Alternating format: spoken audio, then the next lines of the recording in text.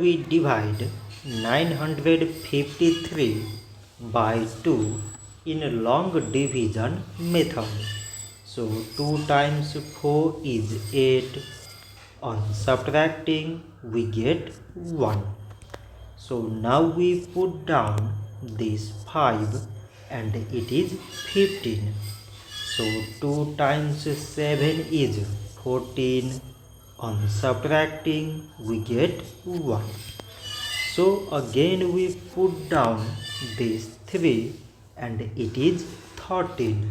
So 2 times 6 is 12. On subtracting we get 1. So now there is no other number to put it down. So we take here decimal, so that we put 0. So it is 10 and 2 times 5 is 10.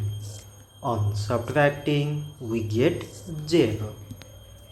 So 953 divided by 2 is 476 decimal 5. So this much for today and thanks for watching.